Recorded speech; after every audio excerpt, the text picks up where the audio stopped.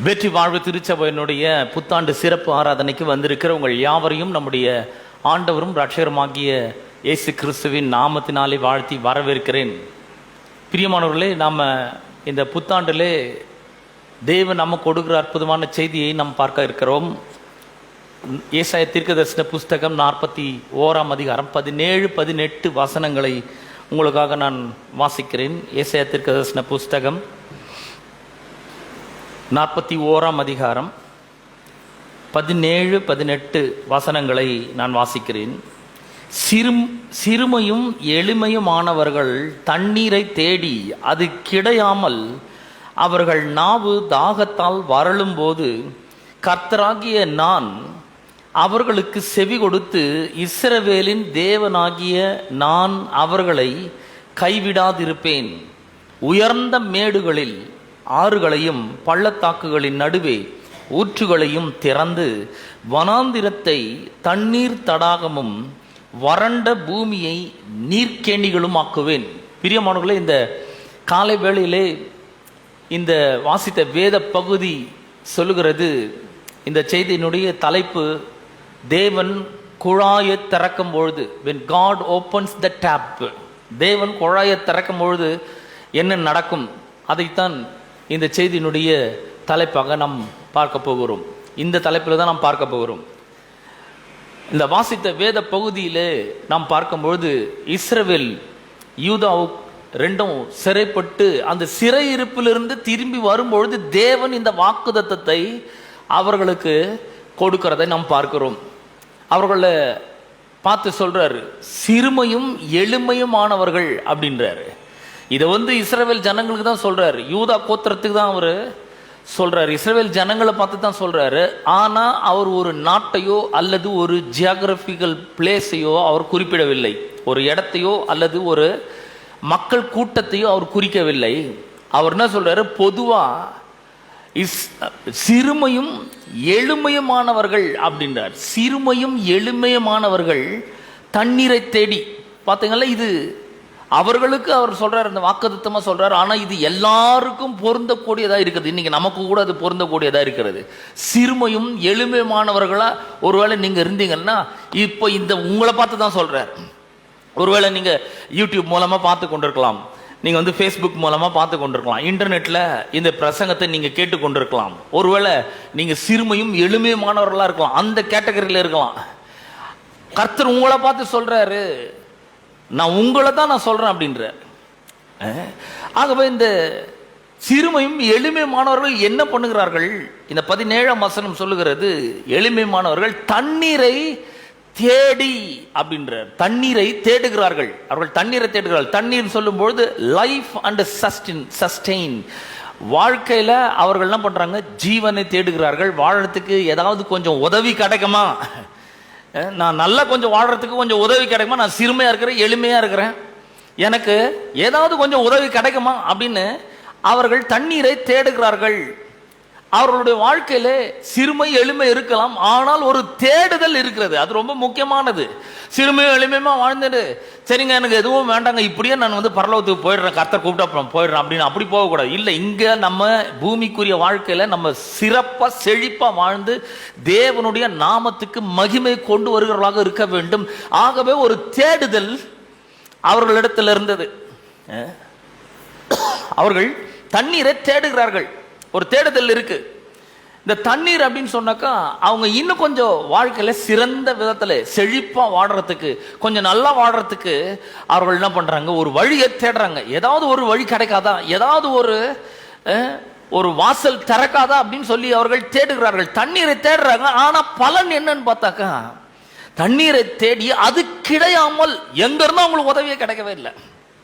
அவங்க வாழ்க்கையை சிறப்பாக்கிறதுக்காக, அவர்களுடைய வாழ்க்கையை கொஞ்சம் வசதி உள்ளதாக ஆக்குறதுக்காக, வாழ்க்கையில கொஞ்சம் நிம்மதியா சந்தோஷமா மகிழ்ச்சியா எந்த பிரச்சனையும் இல்லாம வாடுறதுக்கு அவர்களுக்கு எந்த உதவியும் கிடைக்கவில்லை. உதவி எங்க இருந்தா அவங்களுக்கு வரவில்லை. அவங்க சிறுமி எளிமையா இருக்காங்க, தண்ணீரை தேடுறாங்க. அவங்ககிட்ட ஒரு தேடுதல் இருக்கு. தண்ணீர் என்ன, லைஃப் அண்ட் சஸ்டெயின், வாழ்க்கையில ஏதாவது உதவி கிடைக்காதா அப்படின்னு சொல்லி அவர்கள் தேடுறாங்க. தேடுதல் இருக்கு, ஆனா பலன் இல்லை. உண்மை யாரு எங்க இருந்தும் உதவி அவர்களுக்கு வரவில்லை. ஆனால் கர்த்தர் என்ன சொல்றார் பாருங்க, சிறுமையும் எளிமையானவர்கள் தண்ணீரை தேடி அது கிடையாமல் அவர்கள் நாவு தாகத்தால் வரலும் பொழுது கர்த்தராகிய நான் அவர்களுக்கு செவி கொடுத்து இஸ்ரவேலின் தேவனாகிய நான் அவர்களை கைவிடாதிருப்பேன் அப்படின்றாரு. கர்த்தர் என்ன சொல்றாரு, யார் வேணா உங்களை கைவிட்டிருக்கலாம், ஆனா நான் உங்களை கைவிடவே மாட்டேன். நான் உங்களோட கரங்களை பிடித்து கொண்டு இருக்கிறேன். ஒருவேளை நீங்க சிறுமையும் எளிமையானவர்களா இருக்கலாம், உதவி தேவைன்னு நீங்க தேடி இருக்கலாம், உங்களோட வாழ்க்கையினுடைய பெட்டர்மெண்ட்டுக்காக சிலருடைய உதவியை நீங்க நாடி கொண்டு இருக்கலாம்.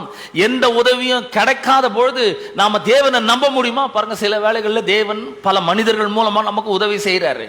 அப்படி செய்யும்பொழுது பார்த்தீங்கன்னா சில அங்கிள் இருக்காங்க, ஆண்டிங்க இருக்காங்க, சில பிள்ளைகள் இருக்காங்க, நமக்கு தெரிந்தவர்கள் இருக்காங்க, உறவினர்கள் இருக்காங்க. அவங்க மூலமெல்லாம் அவர் என்ன பண்றாரு, அவர் கொஞ்சம் கொஞ்சமா அவர் வாசல்களை திறக்கிறாரு.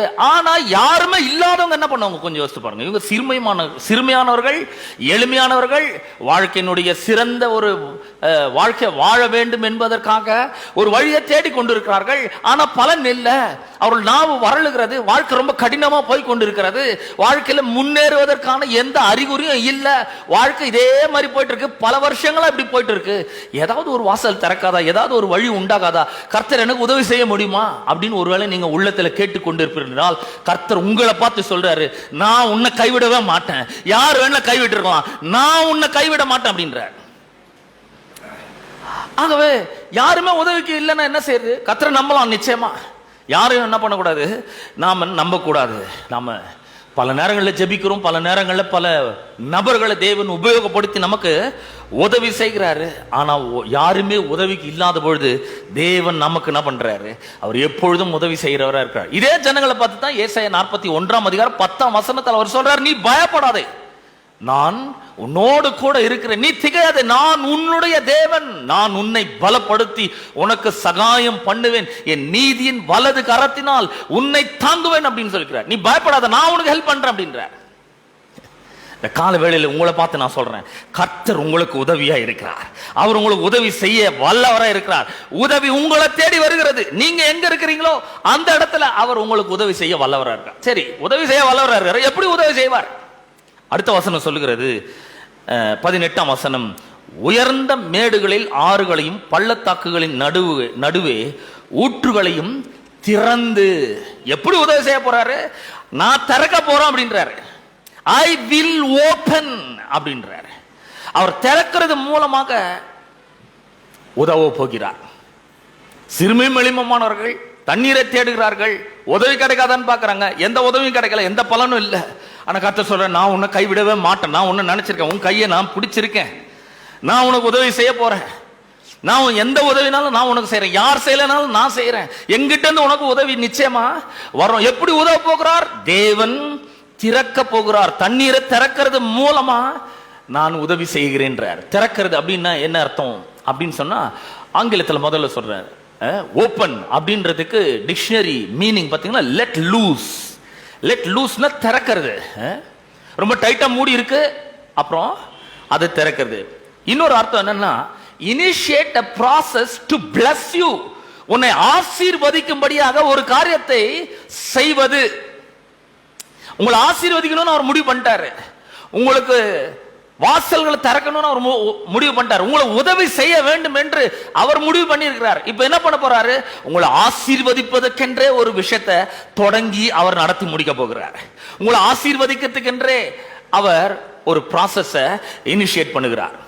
அப்ப எப்படி இவர் திறக்கிறாரு அப்படின்றத நாம பார்க்க போறோம். திறக்கிறதுன்னா என்ன, இப்ப நம்ம ஒரு சுவருக்கு பின்னாடி நம்ம நின்றுட்டு இருக்கோம், சுவருக்கு முன்னாடி நம்ம நின்றுட்டு இருக்கோம். திடீர்னு சுவர் வாசல் திறக்கும் பொழுது எப்படி இருக்கும்னு கொஞ்சம் யோசிச்சு பாருங்க. திடீர்னு அந்த பக்கம் பெரிய ஒரு வெள்ளம் போல தண்ணீர் புரண்டு வந்தா எப்படி இருக்கும், அது மாதிரி என்ன பண்றாரு, தேவன் உங்களுக்காக உதவிகளை செய்ய ஆயத்தமா இருக்கிறேன் என்று அவர் சொல்லுகிறார். God is going to help you. God has already helped us.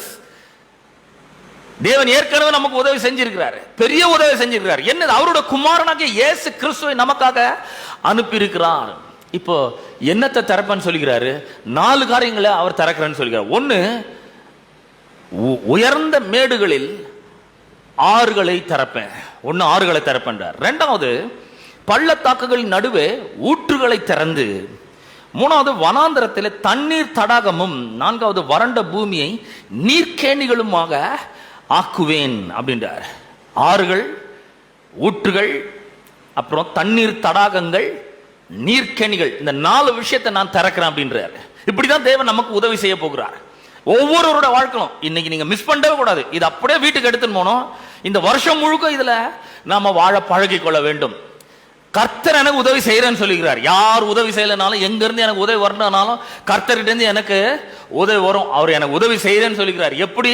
என்னமோ ஒரு திறக்கிறேன்னு சொல்லிக்கிறார். பெரிய வாசலை திறக்கலாம், பெரிய மனிதர்கள் என்னுடைய வாழ்க்கையில கொண்டு வரலாம், பெரிய பெரிய கதவுகள், அனுகூலமான கதவுகள் திறக்கலாம், என்ன ஆசீர்வதிக்கிறதுக்குன்னு ஒரு விஷயத்தை அவர் வந்து ஆரம்பிச்சு பண்ணி முடிக்கலாம். அப்படின்னு நம்ம என்ன பண்ணோம், யோசிக்க வேண்டும். இப்ப நாம பார்க்கும்பொழுது ஆறு, ஊற்று, அப்புறம் ஆறு, நீர் ஊற்று, தண்ணீர் தடாகம், அப்புறம் நீர்க்கணி, 4மே தண்ணி தான். ஆனா இந்த 4ம் வெவ்வேறு வகையானவைகள் வெவ்வேறு சூழ்நிலைகளில் மக்களை நோக்கி வருகிறது. எல்லாரும் ஒரே சூழ்நிலை கிடையாது, வேற வேற சூழ்நிலையில் இருக்கிறோம். அந்த சூழ்நிலைக்கு ஏற்றவாறு ஆறுனா ஆற திறக்கிறேன், நீர் ஊற்றுனா நீர் ஊற்ற திறக்கிறேன், தண்ணீர் தடாகத்தை திறக்கிறேன், அப்புறம் நீர்க்கேணிகளை திறக்கிறேன் என்று அவர் சொல்கிறார். இப்ப நம்ம ஒவ்வொன்றை பார்க்க போறோம். ஒன்று ஆறுகள். ஆறுகள்னா என்னது? பாய்ந்தோடுகிற நீர், ரன்னிங் வாட்டர். ஆறுகள்னா சும்மா ஒரே இடத்துல தேக்கம் அடைஞ்சு இருக்கிறது இல்லை, அது ரன் ஆகுது, அது ஓடிட்டே இருக்குது. அப்புறம் இந்த வேத வசனம் சொல்லுகிறது 18ஆம் வசனத்துல உயர்ந்த மேடுகள் தமிழ்ல வருது. ஆனா ஆங்கில வேதாமத்தில் நீங்க போய் வாசித்து பார்த்தீங்கன்னா டெசோலேட் ஹைட் அப்படின்னு வருது. டெசோலேட் ஹைட். டெசோலேட் ஹைட்னா பாழான மேடுகள், பாழடைஞ்ச மேடுகள் என்று வருகிறது. மேடுன்னா உயரமான ஒரு இடம். மேடுன்னா தெரியும் இல்லையா நமக்கு? மேடுன்னா உயரமான இடம், மலை, குன்றுகள், அந்த மாதிரி ஒரு உயர்ந்த மேடு அது. ஆனா அந்த உயர்ந்த மேடு எப்படி இருக்கு? பாழடைஞ்சு இருக்கிறது. அங்க எந்த ஜீவராசிகளும் கிடையாது, அது வெறுமையா இருக்கிறது. அப்படிதான் பலருடைய வாழ்க்கை இன்னைக்கு இருக்குது. அவர்கள் பார்த்தீங்கன்னா போன காலகட்டங்களில் இதெல்லாம் இந்த தொற்று நோயெல்லாம் பரவத்திற்கு முன்னாடி பார்த்தீங்கன்னா பெரிய ஆட்களாக இருந்திருக்கலாம். அவர்கள் வந்து வேலை, வியாபாரம், தொழில் மூலமா நல்லா செழிப்பா இருந்திருக்கலாம், நல்ல ஆரோக்கியமா இருந்திருக்கலாம், நல்ல செழிப்பா இருந்திருக்கலாம். அவங்க வந்து திடீர்னு பார்த்தீங்கன்னா அவங்கள தொழில்ல, வியாபாரத்துல, அவங்க செய்யற வேலையில பெரும் நஷ்டம் ஏற்பட்டு இருக்கலாம். ஆகவே மக்கள் இவங்களை பார்க்கும் போது, ஆஹா நம்ம மாதிரி நல்லா இருக்கிறாங்க, இவங்களுக்கெல்லாம் என்னங்க குறை, நல்லா போறாங்க, நல்லா வராங்க, நல்லா ட்ரெஸ் பண்றாங்க, கார்ல போறாங்க, கார்ல வராங்க அப்படின்னு. ஆனா உள்ள பார்த்தீங்கன்னா அவர்களுக்குள்ளே ஒரு பெரிய வெறுமை இருக்கிறது, உள்ள ஏதோ ஒரு பிரச்சனை. ஏன்னா இடம் எப்படி இருக்குன்னா பாழடைந்த மேடு. பார்த்தீங்களா, இப்படிப்பட்ட ஒரு காலகட்டம் வரும்னு யாருமே நினைச்சே பார்த்துருக்க முடியாது. ஒரு வைரஸ் வந்து, சின்ன கண்ணுக தெரியாத வைரஸ் வந்து எல்லாரையும், செழிப்பா இருந்த மொத்த பேரையும் கூட பார்த்தீங்கன்னா அவங்க ஒரு கஷ்டமான சூழ்நிலைக்குள்ள அவர்களை தள்ளிவிட்டது. ஆகவே எல்லாம் அழிக்கப்பட்டிருக்கிற ஒரு சூழ்நிலை. அப்படிப்பட்ட ஒரு பாழடைந்த இடத்துல இருக்கிற மக்களை பார்த்து அவர் சொல்றாரு, கர்த்தர் சொல்றாரு, நான் திறப்பேன். என்னத்தை திறப்பேன்? ஆறுகளை திறப்பேன். ஐ வில் ஓபன் ரிவர்ஸ் அப்படின்றார். நான் ஆறுகளை திறப்பேன். பாருங்க, ஆறுகள் சொல்லும் போது பாய்ந்தோடுகிற நீர் சொன்ன, பாய்ந்தோடுற நீர் எப்படி? மேல இருந்து கீழே தான் ஓடும் வழக்கமா, அப்படிதானே? உங்க வீட்டுல ஏதாவது கீழே இருந்து மேல ஏதாவது ஓடுதா? இல்ல, வழக்கமா மேல இருந்து கீழே தான் இந்த தண்ணீர் ஓடுகிறது. ஆனா கர்த்தர் சொல்றாரு, தண்ணீரை இப்ப மேல இருந்து கீழ் நோக்கி வர தண்ணீரை இப்ப நான் கீழிருந்து மேல நோக்கி வரும்படி செய்யறேன். ஒருவேளை நீங்க பாழடைஞ்ச இடத்துல இருக்கலாம், வெறுமை அடைஞ்சிருக்கலாம், நஷ்டம் அடைஞ்சிருக்கலாம், வாழ்க்கையில பல இன்னல்களும் துன்பங்களும் அனுபவிச்சிருக்கலாம். நீங்க வந்து யாருமே தண்ணி வந்து எட்டி பிடிக்க முடியாத ஒரு மேட்ல இருக்கலாம். ஆனால் ஒரு பெரிய அற்புதத்தை நான் செய்ய போகிறேன்.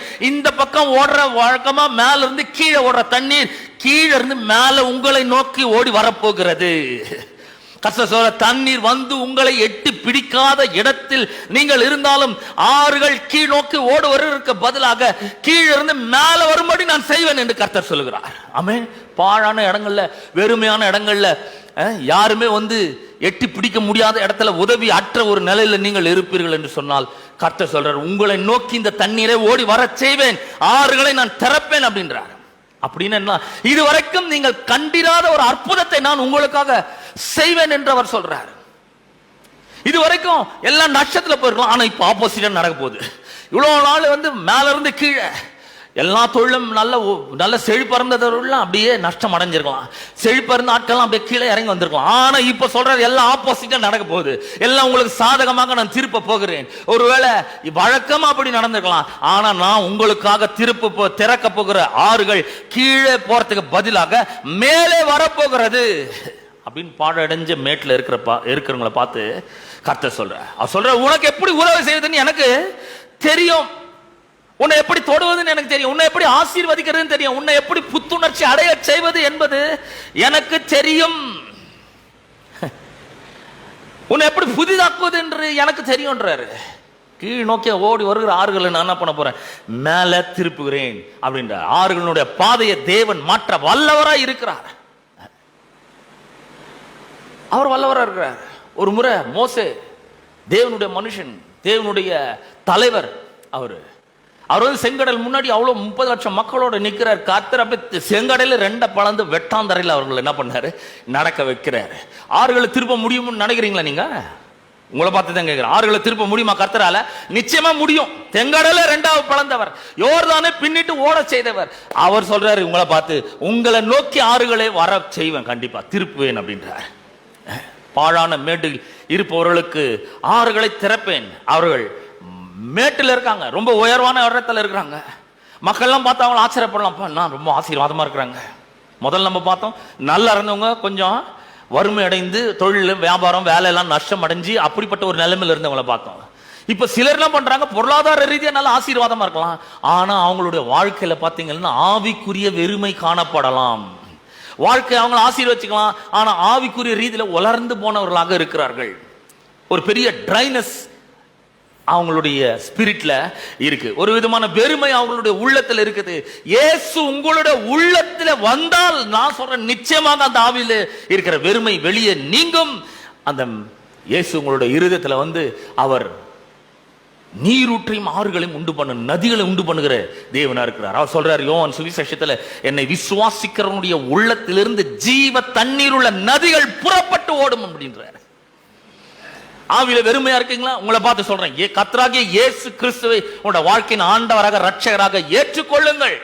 அப்ப உங்களோட ஆவியில் இருக்கிற வெறுமை அது நிறைவாக்கப்படும், திருப்தி அடைவீர்கள். நீங்க ஒருவேளை இவங்க உயர்ந்த மேட்ல இருக்கலாம், அவங்களுக்கு சிலருக்கு குடும்ப பிரச்சனை, ஒரே பிரச்சனை, குடும்பத்துல நிம்மதியாக இருக்க முடியல, எல்லாம் வெளியெல்லாம் போய் வேலைகளெல்லாம் செஞ்சுட்டு கொஞ்சம் நிம்மதியா இருக்கலாம். வீட்டுக்குள்ள வந்தா வீட்டுக்குள்ள பொழுதன்னைக்கும் ஒரே சண்டை, பிரச்சனை, சச்சரவு. சிலருக்கு குடும்ப பிரச்சனை காரணமா இருக்கலாம், சிலருக்கு வந்து திருமணமே ஒரு பெரிய பிரச்சனையா இருக்கலாம், சிலருக்கு வாழ்க்கை தவறா போயிருக்கலாம், சிலருக்கு முதலீடு பண்ணதுல லாபத்தை அடையாமல் இருக்கலாம். எவ்வளவு பிரச்சனைகள் இருக்கு பாருங்க.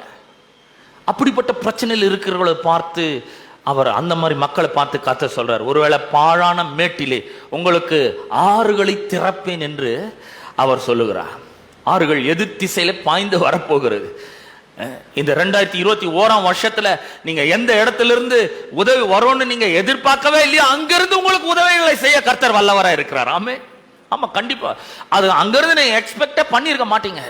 அந்த இடத்துல இருந்து கர்த்தர் உங்களுக்கு உதவுவார். சொல்றேன், எப்படி அவர் உதவ போகிறார், நான் உன்னை கைவிடுவது இல்லை என்று அவர் சொல்றாரு. நான் கைவிடாம இருக்கிறது மட்டும் இல்ல, ஆறுகளை என்ன பண்ண போகிறேன், நான் திறப்பேன். நீங்க எங்க இருக்கிறீங்களோ, இவங்கெல்லாம் எங்க இருக்காங்க, பாழான மேட்ல இருக்காங்க, அந்த இடத்துல நீங்கள் எங்க இருக்கிறீங்களோ அந்த இடத்துல உதவிகள் உங்களை தேடி வரும்படி செய்வேன் அப்படின்றார். ஆமென். எவ்வளவு நல்ல கர்த்தர் பாருங்க.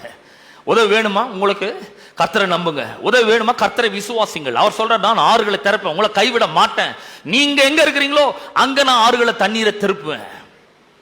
வழக்கத்திற்கு மாறான காரியங்களை, இயற்கைக்கு அப்பாற்பட்ட காரியங்களை நான் செய்து உங்களிடத்துல உதவி வந்து கிடைக்கும்படி செய்வேன் அப்படின்றார். நான் இன்னைக்கு சவாலா சொல்றேன், இந்த கர்த்தரை நம்புங்கள், இந்த கர்த்தரை விசுவாசிங்கள்.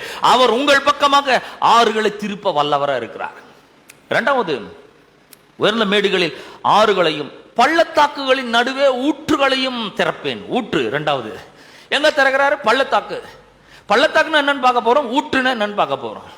முதல்ல ஊற்றுன்னா என்னன்னு பார்க்கலாம். ஊற்று அப்படின்றது வந்து முதல்ல ஆறுகள் பார்த்தா வந்து பாய்ந்து ஓடுற நீர் இல்லையா. ஊற்றுன்னு சொல்லும்போது இந்த ஆறுகளுடைய பிறப்பிடமாக இருக்கிறது. முன்னெல்லாம் வந்து சொன அப்படின்னு சொல்லுவாங்க, அது சொன கிடையாது, சுனை. அது தமிழ் நல்ல தூய தமிழ்ல சொன்ன சுனை, சுனை நீர் அப்படின்றது. இந்த சுனை எங்க இருக்குதோ அங்கிருந்து வருஷ கணக்கா தண்ணி வந்துட்டே இருக்கும். தூத்துக்குடி நான் போயிருந்தப்போ ஒரு இடத்துக்கு என்னை கூட்டிகிட்டு போனாங்க. சரித்திர புகழ் வாய்ந்த ஒரு இடம். ஒரு கிறிஸ்தவ மிஷினரி வந்து அங்கே தங்கியிருக்கிறாரு. அவர் வந்து ஒரு சும்மா கொஞ்சம் தூரத்தில் தண்ணீரை தோண்டி இருக்கிறாரு பாருங்க. கிணறு மாதிரி, சும்மா உர கிணறு மாதிரி சின்ன ஒரு 2 அடியில் அவர் தோண்டி இருக்கிறார். கொஞ்சம் தூரத்துக்கு பள்ளம் தோண்டி இருக்கிறார். அதில் இன்னைக்கு வரைக்கும் தண்ணி இருக்கு. இப்போ வரைக்கும் தண்ணி வந்துட்டே இருக்கு. எப்படி இந்த மாதிரி ஒரு நீர் துளிகள், சின்ன சின்ன துளிகளை ஆரம்பிச்சு அது என்ன பண்ணுது, கொஞ்சம் கொஞ்சமா அந்த சுனையில் இருந்து அப்படியே ஊற்றிலிருந்து அப்படியே ஊற்று சுரந்து தண்ணீர் சுரந்து அது பெரிதாக மாறுகிறது. இந்த நீரூற்றுகள் அப்படின்னு சொல்லும் பொழுது அது வந்து ஆறுகளின் பிறப்பிடமாக இருக்கிறது. சிறிய ஊற்று இல்ல சுனையிலிருந்து அந்த ஆறு ஆரம்பிக்கிறது. சின்னதா ஆரம்பிக்கலாம். பள்ளத்தாக்கில் இருப்பவர்களுக்கு நான் நீரூற்றுகளை உண்டு பண்ணுவேன், நீரூற்றுகளை திறப்பேன் என்று அவர் சொல்லுகிறார். அதாவது மேடுகளுக்கும் தண்ணீர், பள்ளத்தாக்கில் இருக்கிறவங்களுக்கும் நான் தண்ணீரை திறக்கிறேன் என்று சொல்கிறார். அதாவது பள்ளத்தாக்குன்னு சொல்லும்பொழுது 2 மலை அடிவாரங்கள் ஒன்றாக சேருகிற இடம், அது பேர் தான் பள்ளத்தாக்கு. இந்த பள்ளத்தாக்கு அப்படின்னு சொல்லும்பொழுது வாழ்க்கையில குறுகின ஒரு இடத்தில் இருக்கிறவர்களுக்கு, வாழ்க்கையில் மிகவும் தாழ்வான நிலையில் இருக்கும் மக்களை குறித்து பேசுகிறது. வாழ்க்கை உங்களை அதல பாதாளத்திற்கு கொண்டு சென்றிருக்கலாம். பள்ளத்தாக்குகள் உங்களை மறைத்திருக்கலாம், மனசோர்வடைய வச்சிருக்கலாம், கீழே கொண்டு போயிருக்கலாம்.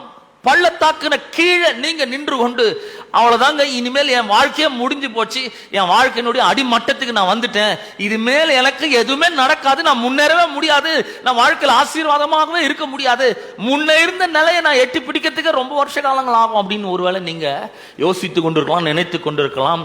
ஆனால் கர்த்தர் சொல்றாரு, உங்களுக்காக நான் ஊற்றுகளை திறப்பேன் என்று அவர் சொல்லுகிறார்.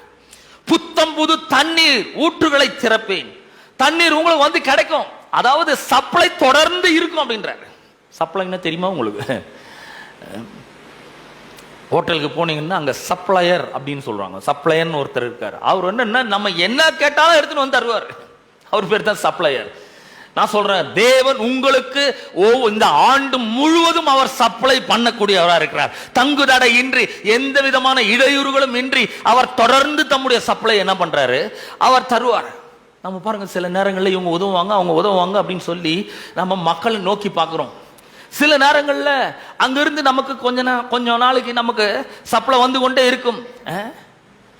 அந்த மாதிரி எண்ணினவர்களுக்கு எல்லாம் கூட பார்த்தீங்கன்னா இப்போ எல்லாமே மூடப்பட்டாயிடுச்சு. பெரிய பெரிய தொழில்கள்லாம் முடங்கி போயிருக்கிறது. உலகெங்கும் பார்த்தீங்கன்னா கடந்த 6 மாதமாக பெரிய மற்றும் பிரம்மாண்டமான தொழில்கள் கூட நஷ்டம் அடைஞ்சிருக்கு. எம்டி, மேனேஜிங் டைரக்டர் லெவல்லையும் அங்க ஒரு பெரிய தாக்கத்தை ஏற்படுத்தி இருக்குது இந்த வியாதி.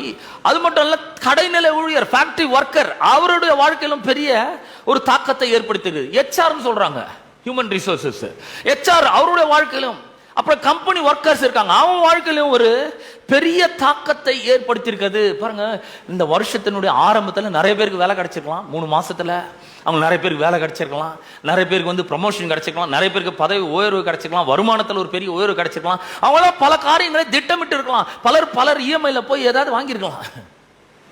ஏன் வாங்குறாங்க? நான் இந்த தொழில், இந்த வியாபாரத்தில், இந்த வேலையில இந்த வருமானம் எனக்கு தொடர்ந்து கிடைக்க போகுது, 20 வருஷம் 30 வருஷம் 40 வருஷம் இந்த கம்பெனில நான் நல்லா ஒர்க் பண்ண போறேன், எனக்கு பதவி உயர்வு கிடைச்சிருக்கு, வருமானம் உயர்வு கிடைச்சிருக்கு, இப்போதான் எனக்கு வேலை கிடைச்சிருக்கு, அடுத்த 1 வருஷத்துக்குள்ள நான் நல்ல நிலைமைக்கு வந்துருவேன், இதெல்லாம் நான் வாங்குவேன் அப்படின்னு சொல்லி வாழ்க்கை குறித்து பல திட்டங்களை போட்டு வச்சிருந்தாங்க.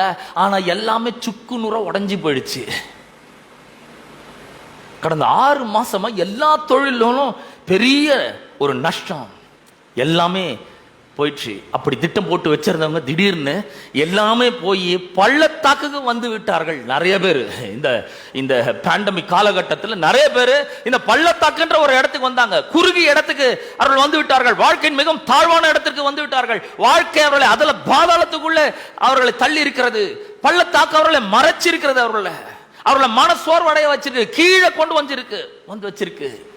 அப்படிப்பட்ட ஆட்களை பார்த்து கர்த்தர் சொல்கிறார், உங்களுக்கு நீர் ஆதாரங்களை நான் திறப்பேன். ஒருவேளை உங்களுடைய நீர் ஆதாரங்கள், நீங்கள் நம்பியிருந்த நீர் ஆதாரங்கள் வற்றி போயிருக்கலாம், ஆனால் நான் நீரூற்றுகளை திறப்பேன் அப்படின்றார். பலருக்கு பார்த்தீங்கன்னா பல இடங்கள்ல இருந்து பண உதவிகள் வந்து கிடைச்சிருக்கலாம், திடீர்னு ஸ்டாப் ஆயிருக்கலாம். கர்த்தர் சொல்றாரு, புது நீர் ஆதாரங்களை நான் உங்களுக்காக திறப்பேன், சோர்ந்து போகாதீர்கள். வாழ்க்கையின் அடிமட்டத்துக்கு நீங்க வந்திருக்கலாம், பள்ளத்தாக்கு உங்களை மறைச்சிருக்கலாம், ஆனால் புதிய நீர் ஆதாரங்களை என்னால் திறக்க முடியும். ஒருவேளை நீங்க பள்ளத்தாக்குல இருந்தாலும் சரி, உயர்ந்த பாழான மேட்ல இருந்தா கூட சரி, என்னால உங்களுக்கு தண்ணீரை கொண்டு வந்து தர முடியும். நான் டேப்பை திறக்கிறேன் அப்படின்றாரு. பிரியமானவர்களை, விசுவாசிப்போம். கர்த்தர் பாத்தீங்களா, நம்முடைய வாழ்க்கையில பண ஆதாரங்கள், வருமானங்கள் வற்றி போயிருக்கலாம். நீங்கள் நம்பின மக்கள் எங்க இருக்கிறாங்கன்னு தெரியாம போயிருக்கலாம். உங்களுக்கு என்ன நடந்ததுன்னு தெரியாம போயிட்டு இருக்கலாம். கர்த்தர் சொல்றார், நான் நீர் ஊற்றுகளை உங்களுக்காக புதிதாக திறப்பேன், உங்களுக்காக கர்த்தர் நீர் ஆதாரங்களை திறப்பேன் என்று சொல்லுகிறார். உங்களை சுற்றி பாருங்க, கர்த்தர் உங்களை சந்திக்கும்படியாக வந்திருக்கிறார். நான் சொல்றேன், இந்த 2021 வருஷத்துல கர்த்தர் உங்களை சந்திக்கும்படியாக வந்திருக்கிறார். ஒரு ஃப்ரெஷ் சப்ளையை கர்த்தர் உங்களுக்காக ஓபன் பண்ணுகிறார். தேவன் இந்த குழாயை திறக்கிறார், உங்களுக்கு மேல ஆறுகளை திறக்கிறார், நீரூற்றுகளை திறக்கிறார். ஒருவேளை இது சொன்ன அப்புறம் நீரூற்று அப்படின்னும் பொழுது அதனுடைய பிறப்பிடம், ஆறுகளுடைய பிறப்பிடம் ரொம்ப சின்னதா இருக்கலாம்.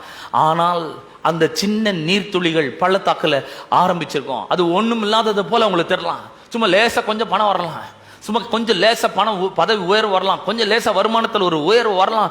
ஆனா நீங்க அதை அலட்சியப்படுத்தாதீங்க, அதை சாதாரணமா நினைக்காதீங்க. நீங்கள் தேவனை நம்பினால் அந்த நீரூற்றானது பெரிய ஆறாக புரண்டு வரும் உங்களோட வாழ்க்கையில, நிச்சயமாக வரும். பிரேசில்ல அமேசான் அப்படின்ற ஒரு பெரிய நதி இருக்கு. அதுதான் உலகத்திலே ரொம்ப பெரிய ஒரு நதியாக இருக்குது. அது எங்க ஆரம்பிக்குதுன்னா, பெரு அப்படின்ற ஒரு தேசத்திலிருந்து அது ஆரம்பிக்குது. அங்க இருக்கிற மலையிலிருந்து அந்த நீர் ஆதாரம் ஆரம்பிக்குது. எப்படி ஆரம்பிக்குதுன்னா, ரொம்ப சின்ன லெவல்ல வாட்டர் அப்படியே சொட்டு சொட்டா அங்கிருந்து ஆரம்பிக்குது. அங்கிருந்து அதை ஆரம்பிச்சு கொஞ்சம் கொஞ்சமா அது ஒரு ஊற்றாகி அப்படி சின்ன சின்ன துளிகள் விழுந்து அது சின்ன சின்ன அப்படியே ஒரு நீரூற்றாகி அப்புறம் சின்ன சின்ன கிளை ஆறுகளாக பிரிந்து அப்புறம் நாம இந்த உலகத்திலே பெரிய அதிசயமான இந்த அமேசான் காட்டுக்குள்ள இருக்கிற அந்த பெரிய நதியாக அது மாறுகிறது. நான் சொல்றேன், இன்றைக்கு கர்த்தர் உங்களுக்காக திறக்க போகும் நீர் ஊற்றுகள் ஒருவேளை சின்னதா இருக்கலாம், அது ரொம்ப அலட்சியமானதா இருக்கலாம். ஆனா நான் சொல்றேன், அது நிச்சயமாக நீரூற்றாக இருக்கும். அது பெரிய பெரிய கிளை ஆறுகளை உண்டு பண்ணும். உங்களோட வாழ்க்கையில நதி போல அது புரண்டு வரும். உதவி கண்டிப்பா உங்களுக்கு நிச்சயமா கிடைக்கும். அவர் சொல்றாரு, பள்ளத்தாக்குல நான் ஊற்றுகளை திறப்பேன். சிறிதாக இருந்தாலும் அவளை அலட்சியப்படுத்தாதீர்கள். பள்ளத்தாக்கல கர்த்தர் உங்களுக்காக ஊற்றுகளை உண்டு பண்ணினால் அதை உதாசீனப்படுத்தாதீர்கள். அது துளி துளி ஆரம்பிக்கலாம், பெரிய அளவுக்கு வராதுன்னு நீங்க நினைக்கலாம். வாழ்க்கை உங்களை எழுந்திருக்க முடியாதபடிக்கு அடிச்சு கீழே வீழ்த்திருக்கலாம். ஆனா நான் சொல்றேன், நீங்க திரும்ப எழும்ப போகிறீர்கள். ஆமே, சந்தோஷமா இருக்கா? திரும்ப கண்டிப்பா நீங்க எழும்ப போகிறீர்கள். 10 நீங்க எழுந்து நிற்க போகிறீர்கள். இந்த முறை எதுவும் உங்களை வீழ்த்த முடியாது. ஏனென்றால் சர்வ வல்ல யெகோவா தேவன் உங்களை தாங்க வல்லவர் இருக்கிறார், காக்க வல்லவர் இருக்கிறார். பள்ளத்தாக்குகளில் ஊற்றுகளை திறக்க வல்லவர் இருக்கிறார். புது நீர் ஆதாரங்கள், புதிய சூழ்நிலைகள் உங்கள் கதவை உங்களுக்காக திறக்கும். இது கர்த்தரால் ஆயிற்று என்பதை நிச்சயமாக அனைவரும் கண்டறிந்து கொள்வார்கள். அந்த விதத்தில் நான் திறப்பேன்றார் கர்த்தர். என் வாழ்க்கையில் திறந்திருக்கிறாரு. நான் விசுவாசிக்க இந்த 2021 இன்னும் திறப்பார். நிறைய பெரிய ஆறுகளை திறப்பார், பெரிய நீரூற்றுகளை திறப்பார். நான் எங்க இருக்கிறனோ அந்த இடத்துல எனக்கு உதவிகள் கிடைக்கும்படி செய்வார். இதுவரைக்கும் ஏராளமான உதவிகளை செஞ்சிருக்கிறார். இன்னும் நான் அதிகமா நம்புறேன், அதிகமா விசுவாசிக்கிறேன். இன்னும் அதிகமாக எனக்கு நிச்சயமாக செய்வார், கண்டிப்பா செய்வார். நான் விசுவாசிக்கிறேன். மூணாவது அவர் சொல்றாரு, வனாந்திரத்தில் தண்ணீர் தடாகங்களை உண்டாக்குவேன், திறப்பேன். தண்ணீர் தடாகம், தண்ணீர் தடாகம் அப்படின் போது இந்த நீரூற்று, ஆறு இதெல்லாம் பாய்ந்து ஓடுகிற தண்ணீர். ஆனா தண்ணீர் தடாகம்னா அது ஒரு தேங்கி இருக்கிற ஒரு தண்ணீரை குறிக்கிறது, அமர்ந்த தண்ணீரை குறிக்கிறது, ஸ்டில் வாட்டர்ஸ். அதுதான் தண்ணீர் தடாகம். தடாகம்ன்றது ஒரு பழைய தமிழ் வார்த்தை, அது ரொம்ப நல்ல வார்த்தை, அற்புதமான வார்த்தை. அந்த அமர்ந்த தண்ணீரை உங்களுக்கு நான் திறப்பேன் அப்படின்றார். அமர்ந்த தண்ணீர் சொல்லும்போது உங்களுக்கு ஞாபகம் வருதா? கர்த்தரின் மேய்ப்பராக இருக்கிறார், நான் தாழ்ச்சி அடையேன், அவர் என்னை புல்லுள்ள இடங்களில் மேய்த்து அமர்ந்த தண்ணீர் அண்டையில் என்னை கொண்டு போய் விடுகிறார். அதை தான் சங்கீதக்காரன் அப்படி எழுதுகிறார். கர்த்தர் சொல்றாரு, நான் வனாந்திரத்துல தண்ணீர் தடாகங்களை திறப்பேன். வனாந்திரம்னா என்னன்னு கொஞ்சம் பார்ப்போம். வனாந்திரம் அப்படின்றது வெறுமையான ஒரு இடத்துக்கு, வெறுமைக்கு அடையாளமாக இருக்கிறது. பெரிய வெறுமையான வறட்சியான இடம். வனாந்திரம் அப்படின்றதுக்கு இன்னொரு அர்த்தம் இருக்குது. வனாந்திரம் அப்படின்னா நமக்கு உடனே நல்ல ஞாபகம் வருது. இஸ்ரவேல் ஜனங்கள் 40 ஆண்டு காலங்கள் வனாந்தரத்தில் என்ன பண்ணாங்க? அலைஞ்சு திரிஞ்சாங்க. Wandering place. வனாந்தரம் என்பது வழி தெரியாமல் அலைந்து திரிகிற ஒரு இடமா இருக்குது. அதாவது 40 வருஷமா இவர்கள் நடந்து கொண்டே இருக்கிறார்கள், முயற்சி செய்து கொண்டே இருக்கிறார்கள். என்ன முயற்சி செய்றாங்க? கர்த்தர் ஒரு பாலும் தேனும் ஓடுகிற நலம் விசாலமான தேசத்தை உண்டு பண்ணியிருக்கிறார். அந்த தேசத்துக்கு போகும்படி நம்மளை வழி நடத்தி கொண்டிருக்கிறார். ஆகவே அந்த தேசத்துக்கு போறதுக்கு இவர்கள் முயற்சி செய்து கொண்டிருக்கிறார்கள். இவங்க நடக்கிறாங்க, அப்படி போறாங்க, அப்படி வராங்க, முயற்சி செய்யறாங்க. ஒரு விளைவும் இல்லை, ஒரு பலனும் கிடையாது. 40 வருஷமா போய் சேரவே முடியல. 11 நாள்ல போயிடலாம். 1ஆம் அதிகாரத்தை நீங்க வாசித்து பார்த்தீங்கன்னா 11 நாள்ல போயிருக்கலாம். ஆனா 40 வருஷம் அலைஞ்சி திரிஞ்சு முயற்சி எடுத்து ஒரு பலனும் இல்லாமல் இருக்கிறது. நம்முடைய வாழ்க்கையோடு இதை ஒப்பிட்டு பார்க்கும்பொழுது வனாந்திரம் என்பது நீங்க வேலை செய்றீங்க, ஆனா ஒன்னும் உங்களுக்கு பலன் கிடைக்கவில்லை. இப்ப பாத்தீங்கன்னா இந்த பேண்டமிக் காலகட்டத்தினால எவ்வளவு வேலை செஞ்சாலும் சரி, என்னாச்சு? சம்பளம்லாம் கொஞ்சம் குறைஞ்சி போயிடுச்சு. வேலை அதிகமாக வாங்குறாங்க, சம்பளம்லாம் கொஞ்சம் குறைஞ்சி போயிருக்குது. நிறைய வேலை செய்யறோம், பலன் கிடைக்கவில்லை உங்களுக்கு. இஸ்ரவேல் ஜனங்கள் 40 ஆண்டுகள் பலனற்ற அர்த்தமற்ற ஒரு வாழ்க்கையை வாழ்ந்து கொண்டிருந்தார்கள். என்ன முயற்சி எடுத்தாலும் அதில் அவர்கள் தோல்வியில போய் முடிஞ்சது. வனாந்திரத்தில் உதவியற்று இருக்கிற உங்களுக்கு, வறண்டு போயிருக்கிற உங்களோட வாழ்க்கைக்கு, வெறுமையா இருக்கிற உங்களுடைய வாழ்க்கையில ஒரு பெரிய ஒரு ஆசீர்வாதமான ஒரு தண்ணீர் தடாகத்தை நான் திறப்பேன் என்று கர்த்தர் சொல்லுகிறார். முயற்சிகள் தோல்வியில முடிவு அடைகிறது கிடையாது அப்படின்றார். வனாந்திரத்தில் உதவியற்று இருக்கிற உங்களுக்கு கர்த்தர் தண்ணீர் தடாகத்தை திறக்கிறார். பாருங்க, ஆதியாகமம் 21ஆம் அதிகாரத்தை நீங்க வாசித்து பார்த்தீங்கன்னா ஆபிரகாம் ஆகாரையும் அவனுடைய பிள்ளையும் அனுப்பிவிடுறாரு. எப்படின்னா ஒரு துருத்தி தண்ணீரை கொடுத்து அனுப்புறாரு, அவ்வளவுதான். இந்த அம்மா கிளம்பி வரும்பொழுது எல்லாமே வனாந்திரம். இந்த ஒரு துருத்தி தண்ணீர் காலி ஆயிடுது. காலி ஆனோன்னா வறட்சியிலும் வெறுமையிலும் அந்த தகிக்கிற வெயிலிலும் அந்த உஷ்ணத்திலும் இவங்க சாக வேண்டியது, அவ்வளவுதான். யார் முதல்ல சாங்க? பிள்ளை தான் சாகும். ஏன்னா இந்த பிள்ளைக்கு அந்த அளவுக்கு ஸ்டாமினா இல்லை, வைப்ரண்ட் இல்லை. அதனால பிள்ளை முதல்ல தண்ணி தாகத்தில் சாக போகுது. நான்லாம் வறண்டு நாக்க ஒட்டிட்டு சாக போகுது. இந்த பிள்ளை சாகிறத பார்க்கறதுக்கு மனசு வராம இந்த ஆகார் என்ன பண்றாங்க? அந்த பிள்ளைய ஒரு அம்பு எறிகிற தூரத்தில் போட்டுட்டு ஒரு இடத்துல போய் ஒரே ஓன்னு அழுகுறாங்க, கதறி அழுகுறாங்க. என்னென்ன தண்ணி இல்லை, தண்ணி எல்லாம் செலவழிஞ்சு போச்சு, இப்போ பிள்ளை சாக போகிறது, என்னால் அதை பார்க்கவே முடியல அப்படின்னு சொல்லி தூரமாக போய் அவங்க ஒருவேளை ஜெபம் பண்ணியிருப்பாங்கன்னு நினைக்கிறேன் நான். கர்த்தர் அவங்க கிட்ட வந்து பேசுறாரு. ஆகாரு, உனக்கு என்ன ஆச்சு? பயப்படாத.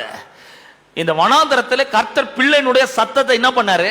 கேட்டார் அப்படின்னு சொல்லி அவளுடைய கண்களை திறக்கிறாரு. நீ போய் அந்த இடத்துல பாரு அப்படின்னு சொல்றாரு. பார்த்தா அங்க வந்து ஒரு பெரிய நீரூற்று தண்ணீர் தடாகம் அங்க இருக்கிறது. வனாந்தரத்துக்கு நான் போனதே கிடையாது, ஆனா சில இடங்கள்ல நான் பார்த்திருக்கிறேன். ஆனா சில வேத வசனங்கள் மூலமா நான் படிச்சிருக்கிறேன். வனாந்தரத்துல தண்ணி இருக்கிற இடம் தான் ரொம்ப பெரிய ஒரு அற்புதமான இடம். தண்ணி வந்துச்சுனாக்கா அவங்களுக்கு ஜீவன் திரும்ப கிடைச்ச மாதிரி, தண்ணி வந்துச்சுன்னா அவங்க புத்துணர்ச்சி அடைகிற மாதிரி, தண்ணீர் கிடைச்சிச்சுன்னா அந்த இடத்துல பாலம் இறங்கிடுவாங்க இஸ்ரவேல் ஜனங்கள்லாம்.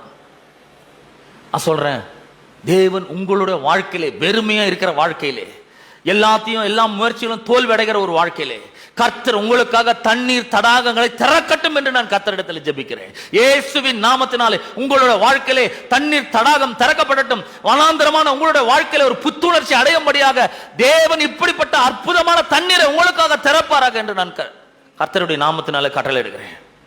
நான் சொல்றேன், உங்களுடைய வனாந்தர பிரயாணத்தில் தேவன் உங்களுக்கு மகிழ்ச்சியான ஒரு பாலைவன சோலையை உண்டு பண்ணுவாராக என்று நான் சொல்லுகிறேன். பாருங்க, வனாந்தரத்தில் அலைஞ்சு தெரியுறவங்களுக்கு ஒரு பெரிய சந்தோஷம் என்னன்னா, பாலைவனத்தில் ஒரு சோலை, பாலைவனத்தில் தண்ணீர் இருக்கிற இடம், அதுதான் ரொம்ப அற்புதமான ஒரு இடமா இருக்குது. தண்ணியை பார்த்துட்டாங்கன்னா அங்கேயே என்ன பண்ணுவாங்க? தங்கி தண்ணீரை குடிச்சு வேண்டிய அளவுக்கு நல்லா குடிச்சிட்டு மறுபடியும் தங்களுடைய பிரயாணத்தை தொடர்வார்கள். நான் சொல்றேன், இந்த வனாந்தரத்தில் தண்ணீர் தடாகத்தை நான் திறப்பேன் என்று கர்த்தர் சொல்கிறார். யாருக்கு? அலைந்து திரிகிறவர்களுக்கு, தேசாந்திரிகளாக திரிகிறவர்களுக்கு, சோர்வடைந்த மக்களுக்கு, பாரம் அதிகமாக சுமக்கிற மக்களுக்கு, தொடர்ந்து முன்னேற முடியாதவர்களுக்கு, வாழ்க்கை மிகப்பெரிய சுமக்க முடியாத பாரமாகிவிட்டவர்களுக்கு கர்த்தர் இந்த வனாந்தரத்தில் தண்ணீர் தடாகத்தை திறப்பேன் என்று சொல்கிறார். இந்த தண்ணீரை நம்ம குடிக்கலாம், அந்த தண்ணீரை நாம் பருகலாம், புத்துணர்ச்சி அடையலாம், ஜீவன் திரும்ப நமக்கு கிடைக்கும். வாழ்க்கையில நீங்க நடக்கிறீங்க, முன்னேற கடினமாக பிரயாசப்படுகிறீர்கள், குடும்ப சூழ்நிலைகள் உங்களை கீழே இழுக்கிறது, சரீர பிரச்சனைகள் உங்களை கீழே இழுக்கலாம், நடக்கிறீர்கள் ஆனால் மிகவும் கடினமாக இருக்கிறது. அப்படிப்பட்டவர்களை பார்த்து கர்த்தர் சொல்றார், நான் உங்களுக்காக தண்ணீர் தடாகங்களை திறப்பேன். நிச்சயமா இனிமேல் நீங்க கஷ்டப்படுவது இல்லை, இனிமேல் வருத்தத்தோடு இந்த வாழ்க்கையை வாழ வேண்டியது இல்லை, நான் உங்களுக்காக தண்ணீர் தடாகத்தை திறப்பேன் என்று அவர் சொல்லுகிறார். சொல்ற கர்த்தரின் உதவி உங்களை தேடி வரும். நிச்சயமாக நீங்க எங்க இருக்கிறீங்களோ அங்க கர்த்தருடைய உதவி உங்களை தேடி தண்ணீர் தடாகம் வரும். நான் சொல்றேன், கடினமான, உடையாத, உறுதியான, உரம் வாய்ந்த, எளிதில்லாத இந்த பயணத்தில் கர்த்தர் உங்களுக்கு உதவுவார். வனாந்தர பிரயாணம் எப்படிப்பட்டதுன்னு கொஞ்சம் யோசிச்சு பாருங்க. அது எளிதில்லாதது, கடினமானது, ரொம்ப உறுதியானது, உடையாதது. அப்படிப்பட்ட ஒரு பயணத்தில் கர்த்தர் உங்களுக்கு நிச்சயமாக உதவி செய்வார். உங்களுக்கு சாப்பிட ஏதாவது தருவார், குடிக்க ஏதாவது அவர் தருவார். உங்களை தம்முடைய பிரசன்னத்தினாலே அணைத்துக் கொள்ளுவார். கர்த்தர் உங்களுடைய பிரயாணத்தில், இந்த வனாந்தர பிரயாணத்தில் கர்த்தர் உங்களை சந்திப்பாராக, உங்களை ஆறுதல் படுத்துவாராக, தம்முடைய பிரசன்னத்தினால் உங்களை நிரப்புவாராக, உங்களுக்கு குடிக்கவும் உண்ணவும் உணவையும் தண்ணீரையும் தருவாராக, புத்துணர்ச்சியை தருவாராக, உங்களுடைய வாழ்க்கையை, சூழ்நிலை, கடினமான சூழ்நிலை மாற்றுவாராக என்று நான் சொல்கிறேன். உங்களுக்காக அவர் தண்ணீர் தடாகங்களை திறக்கிறவராக இருக்கிறார். நான் சொல்றேன், நீங்கள் இந்த வனாந்தரமான வாழ்க்கையில சோர்ந்து போவதில்லை, மரித்து போகிறதில்லை. உங்களுடைய சரீரங்கள் ஆகாயத்து பறவைகளுக்கும் கழுகுகளுக்கும் இரையாக போகிறதில்லை. கர்த்தர் உங்களுக்காக இந்த பாலைவனத்தில், தகிக்கும் பாலைவனத்திலிருந்து உங்களை காப்பார், உங்களை வெளியே கொண்டு வருவார், உங்களை நிறுத்துவார், நிலை நிறுத்துவார் நிச்சயமா. ஏன்னா அவர் உங்களோட உடன்படிக்கை பண்ணியிருக்கிறார். ஆமே. கடைசியாக அவர் வறண்ட நிலத்திலே, வறண்ட பூமியை நீர்க்கேணிகள் ஆக்குவேன் அப்படின்றார். வறண்ட பூமியிலே நீர்க்கேணிகள், ரிவர்ஸ், அப்புறம் ரெண்டாவது ஃபவுண்டைன்ஸ், மூணாவது பூல்ஸ், நாலாவது ஸ்பிரிங்ஸ். வறண்ட பூமியிலே நான் நீர்க்கேணிகளை திறப்பேன். வறட்சி அப்படின்னு சொல்லும்பொழுது மழை இல்லாம வறண்டு கிடக்கிற ஒரு பூமியை குறிக்கிறது. மழை இல்லாம வறண்டு போயிருக்குது. முன்ன ரொம்ப வளமான ஒரு பூமியா இருந்திருக்கலாம், பெரிய விளைச்சல் நிறைந்த ஒரு பூமியா இருக்கலாம், பல பெரிய பெரிய ரெக்கார்ட் பிரேக் அறுவடைகளை கொடுத்திருக்கலாம். ஆனால் இப்போ அந்த பூமி வறண்டு போயின ஒரு பூமியா இருக்கிறது. வறட்சியின் காலத்திலே கர்த்தர் சொல்றாரு, பாய்ந்தோடுகிற தண்ணீரை நான் திறப்பேன், நீர்க்கேணிகளை நான் திறப்பேன். அப்புறம் வறண்ட பூமியில இருக்கிறனா இல்லையான்னு எப்படி தெரியுது வாழ்க்கையில? அப்படின்னா எப்படி அதை அறிவதுன்னா, என்னை பார்த்து ஒருத்தர் சிரிச்சா ரொம்ப நாள் ஆகுதுங்க அப்படின்னு நீங்க நினைக்கிறீங்களா? அப்ப வறண்ட பூமியில நீங்கள் இருக்கிறீர்கள். கர்த்தர் என்ன ஆசீர்வதிச்சு ரொம்ப வருஷம் ஆகுது, ரொம்ப மாசங்கள் ஆகுது, நான் சந்தோஷமா இருந்து ரொம்ப நாள் ஆகுது, கர்த்தர் என்ன சர்ப்ரைஸ் பண்ணி ரொம்ப நாள் ஆகுது, கர்த்தர் என்னோட பிரசன்னத்தை அறிஞ்சு ரொம்ப நாள் ஆகுது, மகிழ்ச்சியா இருந்து ரொம்ப நாள் ஆகுது, பல ஆண்டுகள் ஆகிட்டுதுங்க அப்படின்னு சொன்னா, அப்படிப்பட்டவர்களுடைய வாழ்க்கை தான் வறண்ட பூமியில் இருக்கிற ஒரு வாழ்க்கையாக இருக்குது. நான் சிரிச்ச பல வருஷங்கள் ஆயிடுச்சுங்க அப்படின்றீங்களா? உங்களை பத்தி தான் சொல்லுது. சிலர்லாம் பார்த்தீங்கன்னா உள்ளத்தை எல்லாத்தையும் உள்ள அடக்க வச்சுன்னு மேலோட்டமா என்ன பண்ணுவாங்க, கொஞ்சம் சிரிப்பாங்க. ஆனா நான் சொல்றது எப்படின்னா, ரொம்ப ஆழமா சிரிக்கிறது, ரொம்ப வாய் விட்டு சிரிக்கிறது, வயிறு குலுங்க சிரிக்கிறது, நல்ல சந்தோஷமான ஒரு வாழ்க்கையை நான் சொல்லுகிறேன். வாழ்க்கை வறண்டு இருக்கிறது, உதவேற்றவர்களாக இருக்கிறார்கள் அநேகர். நிறைய பேருடைய வாழ்க்கையில் ஆவிக்குரிய வறட்சி கூட இருக்கு. நான் சொல்றேன், கர்த்தர் குழாயை திறக்கும் பொழுது அவர் ஆறுகளையும் ஊற்றுகளையும் தண்ணீர் தடாகங்களையும் நீர்க்கேணிகளையும் என்ன பண்றாரு, தருகிறார். எனக்கு என்னங்க திறக்க போறாரு அப்படின்னு நீங்க யோசிக்காதீங்க. நீங்க எந்த சூழ்நிலையில் இருக்கிறீங்க, ஒருவேளை நீங்க பாழான மேட்டில் இருந்தீங்கன்னா உங்களுக்கு அவர் ஆறுகளை திறக்க வல்லவரா இருக்கிறார். ஒருவேளை பள்ளத்தாக்கு நடுவில் இருந்தீங்கன்னா உங்களுக்கு நீர் ஊற்றுகளை திறக்க வல்லவரா இருக்கிறார். நீங்க வனாந்தரத்துல இருந்தீங்கன்னா உங்களுக்கு தண்ணீர் தடாகத்தை திறக்க வல்லவரா இருக்கிறார். வறண்ட பூமியில இருப்பீங்கன்னா உங்களுக்காக நீர்க்கேணிகளை திறக்கிற ஒரு தேவனா இருக்கிறார். எந்த தண்ணீர் நம்முடைய சூழ்நிலைகளுக்கு ஏற்றதா இருக்கிறதோ அப்படிப்பட்ட ஒரு தண்ணீரை தேவன் திறக்கிறவராக இருக்கிறார். தேவன் அதை அறிந்திருக்கிறார். நான் சொல்றேன், நீங்கள் எங்க இருந்தாலும் உங்களை எவ்வாறு புத்துணர்ச்சி அடைய செய்வது, உங்களை எப்படி உயர்த்துவது, உங்களை எப்படி ஆசீர்வதிப்பது, உங்களை எப்படி புதுப்பிப்பது என்பதை அவர் அறிந்திருக்கிறார். நான் சொல்றேன், உங்கள் மீது அன்பும் அக்கறையும் கரிசனையும் உங்களை ஆசீர்வதிக்கணும், உயர்த்த வேண்டும் என்று ஒரு பெரிய உள்ளத்தை கொண்ட தேவனையே நீங்கள் ஆராதித்துக் கொண்டிருக்கிறீர்கள். அப்படிப்பட்ட ஒரு தேவனை தான் நீங்க ஆராதிக்கிறீங்க. உங்க மேல கடுமையா இருக்கிற ஒரு தேவனை நீங்க ஆராதிக்கல, உங்களை அன்பா நேசிக்கிற ஒரு தேவனண்ட நீங்கள் வந்திருக்கிறீர்கள். அவர் சொல்ற, நான் உங்களை ஒருபோதும் நான் கைவிடவே மாட்டேன், நான் உங்களை விட்டு விடவே மாட்டேன்ற. வாழ்க்கை உங்களை எங்க கொண்டு வந்திருந்தாலும் தேவனால் உங்களுக்கு உதவி செய்ய முடியும், உங்களை பலப்படுத்த முடியும். ஆமென். கர்த்தர் உங்களுக்காக பெரிய பெரிய ஆறுகளையும் நீரூற்றுகளையும் அவர் தண்ணீர் தடாகங்களையும் நீர்க்கேணிகளையும் திறக்க வல்லவராக இருக்கிறார். நாம் யாவரும் எழுந்து நிற்போம். கர்த்தர் உங்களை ஆசீர்வதிக்கிறார். நாம் இந்த வருஷத்துல நாம நுழைந்திருக்கிறோம். இந்த காலை வேளையிலே நாம கொஞ்ச நேரம் ஒரு 5 நிமிஷம் கர்த்தரை நாம் ஆராதிப்போம். கர்த்தாவே, எனக்கு மேலாக நீர் எப்படிப்பட்ட ஒரு தண்ணீர் ஆதாரங்கள், நீர் ஆதாரத்தை திறக்க போகிறேன். நான் ரொம்ப ஆவலா இருக்காண்டவரே. இந்த 2021 எனக்கு வெற்றிகரமாக ஆண்டாக இருக்க போகிறது. தேவன் என்னுடைய வாழ்க்கையில ஆறுகளை திறப்பீராக. ஒருவேளை நான் வாழ்க்கையில பல பாழான நிலத்தில் இருக்கிற, வறண்ட நிலத்தில் இருக்கிற போல இருக்கலாம். வாழ்க்கையில எல்லாமே எந்த ஜீவராசிகளும் பிறக்காத ஒரு இடத்துல, எந்த ஜீவராசிகளும் தழைக்க முடியாத ஒரு இடத்துல நான் இருக்கலாம். ஆனால் நீர் சொல்லி இருக்கிறீர், என்னை நோக்கி இந்த தண்ணீர் ஓடி வரும் சொல்லி இருக்கிறீர். உதவி தண்ணீரை தேடி அது கிடையாமற் போய் அப்படின்னு சொல்லி இருக்குது. அவர் உதவியை தேடி தேடி தேடி சோர்ந்து போய் எந்த பலனும் எந்த உதவியும் கிடைக்காத ஒரு இடத்துல நான் வந்திருக்கிறேன் ஆண்டவரே. ஆனால் இன்றைக்கு இந்த வார்த்தையை நான் கேட்டிருக்கிறேன். நான் என் வாழ்க்கையில விசுவாசிக்கிறேன். என்னுடைய வாழ்க்கையை நீர் உயர்த்த வல்லவராக இருக்கிறீர். என்னை நோக்கி உதவியை தேடி வர செய்ய நீர் வல்லவராக இருக்கிறீர். என்ன எனக்கு உதவி செய்ய உம்மாலே ஆகும். நான் அதை விசுவாசிக்கிறேன். நம்ம வாயத்தாண்டு சொல்லுவோம். கொஞ்ச நேரம் கர்த்தரை நாம் ஸ்தோத்திரிப்போம். தேவன் ஆறுகளை உங்களுக்காக திறப்பாராக. தேவன் உங்களுக்காக நீரூற்றுகளை திறப்பாராக.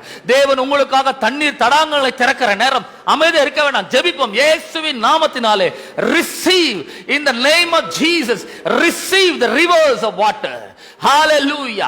எல்லாரும் கர்த்தருக்கு நன்றி செலுத்தும். ஹalleluya. கர்த்தாவே, உமக்கு நன்றி செலுத்துகிறோம் ராஜா. இயேசுவின் நாமத்தினாலே உம்மண்டை நாங்கள் வருகிறோம். கர்த்தாவே, நாங்கள் தண்ணீர் எட்டி பிடிக்க முடியாத இடத்துல, உதவிகள் எங்களை அடைய முடியாத இடத்துல நாங்கள் இருக்கலாம். ஆனால் இன்றைக்கு உம்முடைய வார்த்தையை நான் கேட்டேன். நான் எங்கே இருக்கிறேனோ அங்கே உதவிகள் என்னை தேடி வரும்படி நீர் செய்கிற தேவனா இருக்கிறீர். ஒருவேளை பள்ளத்தாக்கு என்ன மறைச்சிருக்கலாம், வாழ்க்கையை அடித்து அதுல பாதாளத்துக்கு தள்ளி இருக்கலாம்.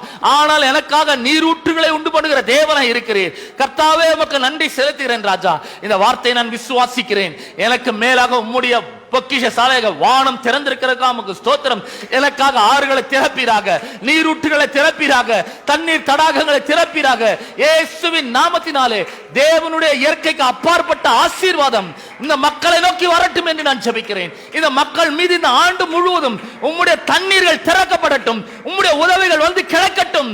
இயேசுவின் நாமத்தினாலே உதவியற்று இருக்கிற, வனாந்திரத்திலே அலைந்து திரிந்து கொண்டிருக்கிற உம்முடைய மக்களுக்கு இந்த தண்ணீர்களை நீ திறக்கிறேன் என்று வாக்கு பண்ணி இருக்கிறீர் ஆண்டவரே.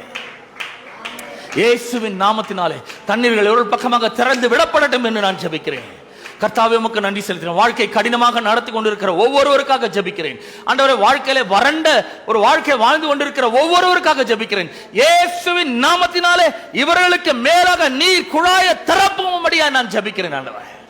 அவர்கள் புத்துணர்ச்சி அடையட்டும், புது தெம்பு உண்டாகட்டும், சுகம் உண்டாகட்டும், பலன் உண்டாகட்டும், ஜீவன் உண்டாகட்டும், நல்வாழ்வு உண்டாகட்டும், வெற்றி உண்டாகட்டும், ஜெயம் உண்டாகட்டும், ஆசீர்வாதம் உண்டாகட்டும், செழிப்பு உண்டாகட்டும், முன்னேற்றம் உண்டாகட்டும், வளர்ச்சி உண்டாகட்டும், பெருக்கம் உண்டாகட்டும் என்று நான் ஜெபிக்கிறேன். ஓ, உமக்கு நன்றி செலுத்துகிறேன் ராஜா. நீர் குழாய் திறக்கிறதுக்காக உமக்கு நன்றி செலுத்துகிறேன். ஒவ்வொருடைய வாழ்க்கையிலும் தேவனுடைய அபரிமிதத்தை நான் கட்டவிழ்க்கிறேன். இயேசுவின் நாமத்தினாலே தேவனுடைய அளவற்ற ஆசீர்வாதங்களை கட்டவிழ்க்கிறேன். இயேசுவின் நாமத்தினாலே கர்த்தர் வாசல்களை திறப்பீராக. இவர்களுக்கு நேராக அனுகூலமான கதவுகளை திறப்பீராக. இவர்களுக்கு என்று ஆறுகளை திறப்பீராக. இவர்களுக்கு என்று நீரூற்றுகளை திறப்பீராக. தண்ணீர் தடாகங்களை திறப்பீராக. நீர் கேணிகளை உண்டு பண்ணுவீராக. வாழ்க்கை வளமாகட்டும் என்று ஜெபிக்கிறேன். ஒருவேளை வறண்டு இருக்கலாம், ஆனால் புது ஜீவராசிகள் இந்த தண்ணீரின் மூலமாக பிறக்கட்டும் என்று ஜெபிக்கிறேன். புதிய ஐடியாஸ் பிறக்கட்டும், புதிய தரிசனங்கள் பிறக்கட்டும், புதிய நோக்கங்கள் பிறக்கட்டும். வாழ்க்கை ஒருவேளை வெறுமையான பூமியா இருக்கலாம். எப்பதான் எனக்கு வாழ்க்கையில் ஒரு விடிவு காலம் பிறக்க போதோ அப்படின்னு நிறைய பேர் யோசித்துக் கொண்டிருக்கலாம். எனக்கு திருமணமே ஆகாத, எனக்கு குழந்தையே பிறக்காதுன்னு சொல்லிட்டாங்க, அவ்வளவுதாங்க, என்னோட கர்ப்பம் பெருமையா இருக்கிறது அப்படின்னு சொல்லிருக்கலாம். ஆனா நான் சொல்றேன், உங்களுக்கு நேராக தேவன் ஆறுகளையும் நீரூற்றுகளையும் தண்ணீர் தடாகங்களையும் நீர்க்கேணிகளையும் திறந்து கொண்டிருக்கிறார். இயேசுவின் நாமத்தினாலே உங்களுடைய வாழ்க்கை புத்து குலுங்குகிற ஒரு வாழ்க்கையாக, எல்லாம் நன்றாக நடைபெறுகிற ஒரு வாழ்க்கையாக, உங்களுடைய கர்ப்பத்திலே பிள்ளை பிறக்கும்படி செய்கிற ஒரு வாழ்க்கையாக மாறுகிறது. Hallelujah. Oh, we worship you, Lord. We praise you, Jesus. We praise you. I command every barrenness and every dryness in the name of Jesus to go out of our people, oh Father. எங்கள் வாழ்க்கை விட்டு வெறுமையும் ஆண்டவரே உலர்ந்த தன்மையும் இயேசுவின் நாமத்தினாலே வெளியேறும்படியாக கட்டளை எடுக்கிறேன். புத்துணர்ச்சி உண்டாகட்டும், புது தெம்பு உண்டாகட்டும், ஆண்டவரே வேலை கிடைக்கட்டும், வருமானம் உயரட்டும், பதவி உயர்வுகள் கிடைக்கட்டும். இயேசுவின் நாமத்தினாலே சுகங்கள் உண்டாகட்டும், பலங்கள் உண்டாகட்டும், ஜீவன் உண்டாகட்டும், நல் வாழ்வு உண்டாகட்டும், பிள்ளை பிறக்கட்டும் என்று ஜெபிக்கிறேன். வெறுமையான கர்ப்பங்களை ஆண்டவரே நீர் பிள்ளைனால் நிரப்புகிறதற்காக உமக்கு நன்றி செலுத்துகிறேன். ஆண்டவரே வறண்ட வாழ்க்கையை செழிப்புள்ள வாழ்க்கையை மாற்றுகிறதற்காக உமக்கு நன்றி செலுத்துகிறேன். எங்களுடைய வாழ்க்கையை ஆசீர்வதிக்கிறதுக்கென்று ஆண்டவரே ஒரு காரியத்தை நீர் தொடங்கி விட்டீர். அதற்காக உமக்கு நன்றி செலுத்துகிறேன் ராஜா. ஹல்லேலூயா. கர்த்தாவே உம்மை ஸ்தோத்திரிக்கிறோம். உமக்கு நன்றி செலுத்துகிறேன். தொடர்ந்து மக்களை ஆசீர்வதிப்பீராக. இயேசுவின் நாமத்தில் ஜெபிக்கிறோம் பிதாவே. ஆமென். எத்தனை பேர் இந்த ஆசீர்வாதத்தை பெற்றுக் கொண்டீர்கள்? ஆமென். கரங்களை தட்டி நாம் தேவனை மகிமைப்படுத்துவோம். கர்த்தர் உங்களை ஆசீர்வதித்து உங்களுக்காக ஆறுகளையும் நீரூற்றுகளையும் தண்ணீர் தடாகங்களையும் நீர்க்கேணிகளையும் திறந்திருக்கிறார். கஷ்டத்தையும் வறட்சியும் வெறுமையும் பார்த்தோன்னா பயப்படக்கூடாது. வாழ்க்கை உங்களை அடிச்சு அதில் பாதாளத்தில் தள்ளி இருக்கலாம், நஷ்டங்களை சந்திச்சுக்கலாம். ஆனால் நான் சொல்றேன், இந்த ஆண்டு நமக்கு ரொம்ப அற்புதமான ஒரு ஆண்டாக இருக்க போகுது. தேவன் எல்லாம் இதுவரைக்கும் கண்டிராத அற்புதங்களை நாம் காணும்படி செய்வார். உதவி உங்களோட தேடி வரும். நீங்க எங்க இருக்கிறீங்களோ அங்க உதவி வரப்போகுது. நீங்க உதவி தேடி நாடி ஓட வேண்டிய அவசியம் இல்லை. எனக்கு ஒத்தாசை வரும் பர்வதங்களுக்கு நேராக என் கண்களை ஏறெடுக்கிறேன். வானத்தையும் பூமியும் உண்டாக்கின கர்த்தரிடத்திலிருந்து எனக்கு ஒத்தாசை வரும் என்று சொல்லியிருக்கிறது வேதம். அங்கிருந்து உங்களுக்கு ஒத்தாசை உங்களை தேடி வரும். ஆமென். நம்ம உட்காருவோம். இன்னும் 5 நிமிஷத்துல நம்ம முடிக்க போகிறோம். திருவிருந்திற்கு நாம் ஒரு வசனத்தை வாசிக்கிறேன். 1 யோவான் 1ஆம் அதிகாரம் 9ஆம் வசனத்திலிருந்து 2ஆம் அதிகாரம் 2ஆம் வசனம் வரைக்கும் வாசிக்கிறேன். 1 யோவான் 1ஆம் அதிகாரம் 9ஆம் வசனத்திலிருந்து 2 வரைக்கும். நம்முடைய பாவங்களை நாம் அறிக்கையிட்டால் பாவங்களை நமக்கு மன்னித்து எல்லா அநியாயத்தையும் நீக்கி நம்மை சுத்திகரிப்பதற்கு அவர் உண்மையும் நீதியும் உள்ளவராய் இருக்கிறார். நாம் பாவம் செய்யவில்லை என்போமானால் நாம் அவரை பொய்யராக்குவர்களாய் இருப்போம். அவருடைய வார்த்தை நமக்குள் இராது. என் பிள்ளைகளை, நீங்கள் பாவம் செய்யாதபடிக்கு இவைகளை உங்களுக்கு எழுதுகிறேன். ஒருவன் பாவம் செய்வானானால் நீதிபரராய் இருக்கிற இயேசு கிறிஸ்து பிதாவின் இடத்தில் பரிந்து பேசுகிறவராய் இருக்கிறார். நம்முடைய பாவங்களை நிவர்த்தி செய்கிற கிருபாதார பலி அவரே. நம்முடைய பாவங்களை மாத்திரம் அல்ல, அவர் சர்வலோகத்தின் பாவங்களையும் நிவர்த்தி செய்கிற பலியா இருக்கிறார். பிரியமானவர்கள், நாம் இந்த திருப்பந்தியிலே பங்கு கொள்ளும்படியாக நாம் இங்கே கூடி வந்திருக்கிறோம். இந்த பந்தியிலே நாம பங்கு கொள்வதற்கு கர்த்தராகிய இயேசு கிறிஸ்துவினுடைய ரத்தம் நம்மை தகுதிப்படுத்தியிருக்கிறது. வேத வசனம் சொல்கிறது, 1 யோவான் 1:9 சொல்லுகிறது, நம்முடைய பாவங்களை நாம் அறிக்கையிட்டால் பாவங்களை நமக்கு மன்னித்து எல்லா அநியாயத்தையும் நீக்கி நம்மை சுத்திகரிப்பதற்கு அவர் உண்மையும் நீதியும் உள்ளவராக இருக்கிறார். அதாவது இந்த வேத வசனம் என்ன சொல்கிறதுன்னா, நாம பாவங்களை அறிக்கையிட்டுட்டு அவர் எல்லா பாவத்தையும், நம்முடைய பாவத்தெல்லாம் அக்கிரமத்தையெல்லாம் மன்னித்து நம்முடைய எல்லா அநியாயத்தையும் அவர் நீக்கலைன்னா, சுத்திகரிக்கலைன்னா அவர் உண்மையும் நீதியும் உள்ளவராகவே இருக்க முடியாது. அப்படிதான் சொல்லுகிறாரு. அதை செஞ்சதான் அவர் உண்மையும் நீதியும் உள்ளவராக இருக்க முடியும். ஆனால் நற்செய்தி என்ன, அவர் செஞ்சிருக்கிறாரு. நாம் நம்முடைய பாவங்களை அறிக்கையிட்டால் பாவங்களை நமக்கு மன்னித்து எல்லா நியாயத்தையும் நீக்கி நம்மை சுத்திகரிப்பதற்கு அவர் உண்மையும் நீதியும் உள்ளவர். அவர் உண்மை உள்ளவர், அவர் நீதி உள்ளவர். அப்படின்னு என்ன அர்த்தம்? அவர் என் பாவங்களை மன்னித்திருக்கிறார், என்னுடைய அநியாயத்தை எல்லாம் என்ன பண்ணிருக்கிறார், என்னை விட்டு நீக்கி இருக்கிறார் என்று அர்த்தம். என்ன சுத்திகரிச்சிருக்கிறாருன்னு அர்த்தம். ஒவ்வொரு முறையும் அவர் என்ன சுத்திகரிக்கிறார். இந்த வசனத்தை வாசிச்சுட்டு நிறைய பேர் போன வாரத்தில் கூட, இந்த வாரத்தில் தான் நினைக்கிறேன், ஒருத்தர் எனக்கு ஃபோன் பண்ணி கேட்குறாரு, ஐயா இந்த வசனம் இப்படி சொல்லுது, இதுக்கு என்ன அர்த்தம்? அப்புறம் நம்ம என்ன வேணா செய்யலாமா, ரட்சிக்கப்பட்டவன்னு பாவம்லாம் செய்யலாமா அப்படின்னு கேட்டார். அதெல்லாம் செய்யக்கூடாது. பாவத்தை செய்யறதுக்காக இந்த வசனம் எழுதப்படவில்லை. நிறைய பேர் என்ன யோசிக்கிறாங்க, அவர் நம்ம பாவத்தை அறிக்கையிட்டால் அவர் நம்முடைய பாவங்களை மன்னித்து எல்லா அநியாயத்தையும் நீக்கி நம்மை சுத்திகரிப்பதற்கு அவர் உண்மை நீதி உள்ளவராக இருக்கிறார். அதனால பாவம் செஞ்சுட்டு போய் அறிக்கையிடலாம்.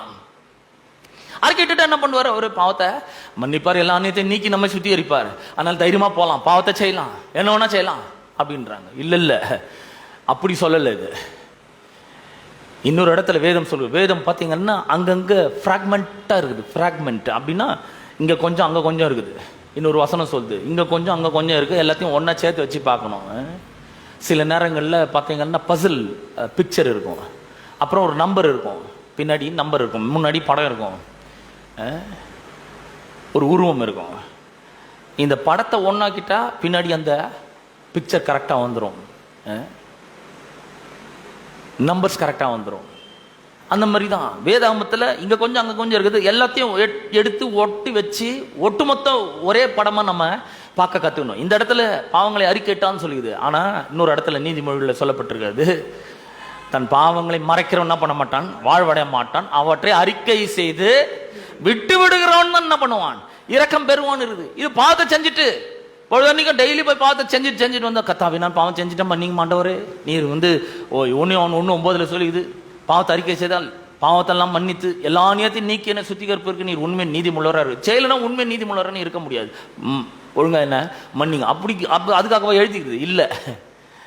பாவத்தை அறிக்கை செய்து விட்டு விடணும், அவன் தான் இரக்கத்தை பெறுவான் என்று எதிர். ரெண்டாவது, இந்த வசனத்தை இன்னும் கொஞ்சம் நம்ம எக்ஸ்ட்ராவா நம்ம பார்க்கணும்.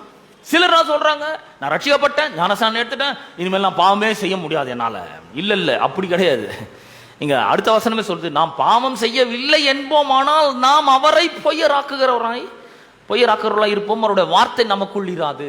அப்படின்னா என்ன அர்த்தம்? என்னென்ன பாவம் செய்யக்கூடிய ஒரு நிலையில தான் நாம இருக்கிறோம். ஏன்னா பொல்லாத உலகத்துல வாழ்றோம். இப்ப காலையில நம்ம குளிச்சுட்டு வந்துருக்கிறோம், மறுபடியும் இங்கேருந்து போறோம், வெளிகளே போறோம், எல்லாம் வரோம். மறுநாள் காலையில் உடம்பு அழுக்காயிடுச்சு, நமக்கு நல்லா தெரியுது, இப்படியே வேலைக்கு போக முடியாது, தூங்கி ஏஞ்சாச்சு, நேத்தானுங்க குளிச்சா காலையில் அப்படியே போக முடியாது. மறுபடியும் என்ன பண்ணணும்? குளிக்கணும். ஏங்க நீங்க நான் சேத்துல புரண்டுட்டு வந்தீங்களா, இல்லை மண்ணில் போட்டு புரண்டீங்களா? இல்லை, அது தன்னால வந்து ஒட்டிக்குது, அது அழுக்கெல்லாம் ஒட்டுக்குது. ஏன்னா கண்டாமினேட்டட் வேர்ல்டில் இருக்கிறோம் நம்ம. அப்படிப்பட்ட ஒரு உலகத்தில் இருக்கிறனால இந்த பாவ காரியங்கள் நம்ம இடத்துல வந்து ஒட்டி கொள்றது. அதனால தான் தினந்தோறும் நம் வேத வசனத்தை வாசிக்கணும். ஏன்னா இந்த வசனத்துக்கு ஒரு பெரிய வல்லம் இருக்கு. இந்த வார்த்தை, இந்த சத்தியம் நம்மை பரிசுத்தமாக்கும். யோவான் 17:17 சொல்கிறது, உம்முடைய வசனத்தினால், உம்முடைய சத்தியத்தினாலே அவர்களை பரிசுத்தமாக்கும். உம்முடைய வசனமே சத்தியம், வசனம் தான் சத்தியமா இருக்குது. இந்த சத்தியம் தான் நம்மளை பரிசுத்தமாக்குது. அதனால தான் வேதத்தை வாசிக்கணும். வேதத்தை வாசிக்கும் பொழுது நம்முடைய உள்ளான மனுஷன் எண்ணங்கள், சிந்தனைகள் இதெல்லாம் கழுவப்படுகிறது. அப்ப அதுக்காக தான் இது எழுது. அடுத்த வசனம் பாருங்க, 2ஆம் அதிகாரம் 1ஆம் வசனம். என் பிள்ளைகளை, நீங்கள் பாவம் செய்யாதபடிக்கு இவைகளை நான் உங்களுக்கு எழுதியிருக்கிறேன். ஏன் எழுதுகிறார்? இதை டெய்லி போய் பார்த்து செஞ்சுட்டு வந்து மன்னிப்பு கேட்கறதுக்காக எழுதுகிறார்? இல்ல, என் பிள்ளைகளை நீங்கள் பாவம் செய்யாதபடிக்கு இவைகளை உங்களுக்கு எழுதுகிறேன் சொல்லிட்டு, ஒருவன் பாவம் செய்வானானால் அங்கே சொல்கிறார், there are chances. டெய்லி பாவத்தில் வாடுறவனை பத்தி சொல்லலைங்க. ரட்சிக்கப்பட்டு ஞானஸ்நானம் எடுத்து கர்த்தரோட ஒரு உடன்படிக்கையை ஏற்படுத்தி கொண்டு பரிசுத்த ஆவியானோட அபிஷேகத்தை பெற்றுக்கொண்டு கர்த்தருடைய வார்த்தை பரிசுத்த ஆவியானவர் 2 மூலமா வழிநடத்தப்படுகிற வாழ்க்கை வாழ்கிற ஒரு கிறிஸ்தவனை குறித்து தான் இந்த வேத வசனம் சொல்கிறது. எப்ப டெய்லி நீ வந்து பொழுதன்னைக்கு நீ பாவத்திலே வாழ முடியாதுப்பா. ஒருவேளை நீ பாவம் செய்யக்கூடாதுன்றதுக்காக தான் நான் இதை எழுதுறேன். ஒரு வேளை நீ செஞ்சிட்டீங்க, ஒருவன் பாவம் செய்வானானால், நீதிபரரா இருக்கிற இயேசு கிறிஸ்து நமக்காக பிதாவின் இடத்துல என்ன பண்றாரா?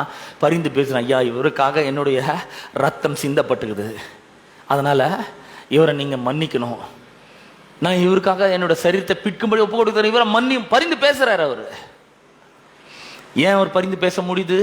நம்முடைய பாவங்களை நிவர்த்தி செய்கிற பாவங்களை நிவர்த்தி செய்கிற, ஒண்ணும் இல்லாமல் ஆக்குற, நம்மளை விட்டு அகற்றுகிற, பாவங்களை நிவர்த்தி செய்கிற கிருபாதார பலியா இருக்கிறார். நம்முடைய பாவங்களை மாத்திரமல்ல, அவர் சர்வலோகத்தின் பாவங்களையும் நிவர்த்தி செய்கிற ஒரு கிருபாதார பலியா இருக்கிறார். அப்படிப்பட்ட பலியின் இடத்திற்கு தான் நாம் வந்திருக்கிறோம். நான் சொல்றேன், இந்த பந்தியில பங்கு கொள்றதுக்கு நாம பயப்பட வேண்டிய அவசியமே கிடையாது. ரெவரன்ஷியல் ஃபியர் இருக்கணும். இதை வந்து கர்த்தர் நம்மளை அடிச்சுட்டு வரோம் அப்படின்லாம் பயப்பட வேண்டிய அவசியம் இல்லை. இன்னைக்கும் அவருடைய ரத்தம் சுத்திகரிக்கும் தன்மை உடையதாக இருக்குது. 2000 வருஷத்துக்கு முன்னாடி அவர் ரத்தம் சிந்தினார். ஆனால் இன்றைக்கும் அவருடைய ரத்தம் நம்முடைய பாவங்களை கழுவு நம்மை சுத்திகரிக்க வல்லமை உடையதாக இருக்குது. ஒருவேளை தவறுகளை பாவங்களை செய்திருப்பீர்கள் என்றால் இந்த ஒரு நேரம் தேவனோடு ஒப்புரவாகிற ஒரு நேரம். ஏன்னா ஒரு விசுவாசி அவன் பாவம் செஞ்சுட்டு நான் பாவத்தை சரி பண்ணின்னு வரேன்னு அப்படி வாழக்கூடாது. ஏன்னா அவன் வேற எந்த விதத்திலும் சரி பண்ண முடியாது. ஏன்னா இவர் தான் கிருபாதார பலி, பாவங்களை நிவர்த்தி செய்வது இவர் மட்டும்தான், இவர்கிட்ட தான் வரணும். அவருடைய ரத்தத்துல தான் அப்படிப்பட்ட வல்லம் இருக்குது. அதனால என்ன பண்றாரு? நீ வா, தைரியமா வா அப்படின்றாரு. அவன் தேவனோடு மறுபடியும் ஒப்புரவாகுவதற்கு ஒரு பெரிய சிறந்த வழியை, மேன்மையான ஒரு வழியை சபையில வச்சுக்கிறார். அதுதான் திருவிருந்து. ஆகவே திருவிருந்தில் நம்ம பங்கு கொள்ளும் பொழுது உண்மையாகவே நம்முடைய பாவங்கள் கழுவப்பட்டு தேவனோடு நம்ம ஒப்புரவாகிறோம். நான் சொல்றேன், இந்த நேரத்தில் கூட இயேசு கிறிஸ்து பிதாவின் இடத்துல பரிந்து பேசி கொண்டிருக்கிறார். ஆகவே நான் சொல்றேன், தைரியமா இந்த பந்தியிலே நீங்கள் பங்கு கொள்ளலாம். நீங்கள் வாருங்கள், வந்து இந்த பந்தியிலே பங்கு கொள்ளுங்கள். நான் உங்களுக்காக இந்த பந்தி பரிமாறப்படும். எல்லாரும் வாங்கி கையில வச்சுக்கோங்க. உடனே வாங்கின உடனே அதுல பங்கு கொள்ளாதீங்க. வாங்கி கையில வச்சுக்கோங்க. வச்சுக்கின பிறகு நம்ம கடைசியா எல்லாரும் எழுந்து நின்று ஒன்றாக சேர்ந்து நாம அனுசரிப்போம். அது வரைக்கும் நம்ம மத்தியில் இருக்கிற சகோதரி ரெபக்காவும் சாந்தினியும் ஒரு பாடலை வந்து சிறப்பு பாடலை பாடுவார்கள். சீக்கிரம் கொடுங்க டக்குன்னு கொடுங்க.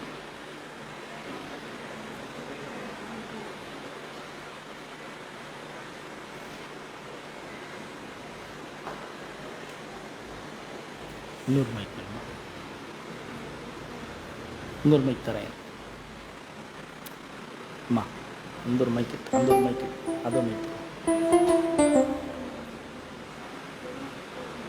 ஒன்று போதும், ரெண்டும் எடுத்துக்க, அதை எடுத்துக்கோங்க.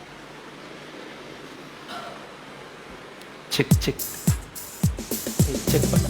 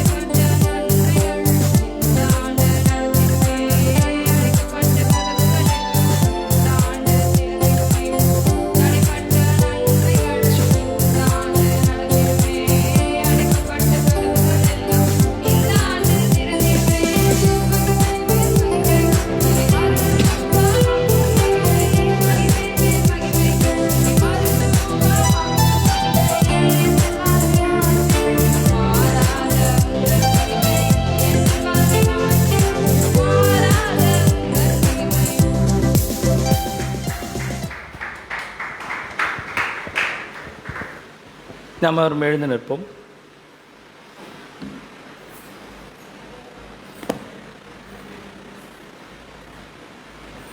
சரி, நான் உங்களிடத்தில் ஒப்புவித்ததை கர்த்தரிடத்தில் பெற்றுக்கொண்டேன். என்னவெனில் கர்த்தராகிய இயேசு தாம் காட்டி கொடுக்கப்பட்ட அன்று ராத்திரியிலே அப்பத்தை எடுத்து ஸ்தோத்திரம் பண்ணி அதை பிட்டு நீங்கள் வாங்கி புசியுங்கள், இது உங்களுக்காக பிற்கப்படுகிற என்னுடைய சரீரமாய் இருக்கிறது, என்னை நினைவு கூறும்படி இதை செய்யுங்கள் என்றால் நாம் இந்த அப்பத்தை புசிப்போம். போஜனம் பண்ணின பின்பு அவர் அந்தபடியே பாத்திரத்தையும் எடுத்து, இந்த பாத்திரம் என் இரத்தத்தினால் ஆகிய புதிய உடன்படிக்கையாய் இருக்கிறது, நீங்கள் இதை பானம் பண்ணும் போதெல்லாம் என்னை நினைவு கூறும்படி இதை செய்யுங்கள் என்றார். நாம் இந்த பாத்திரத்தில் பானம் பண்ணுவோம்.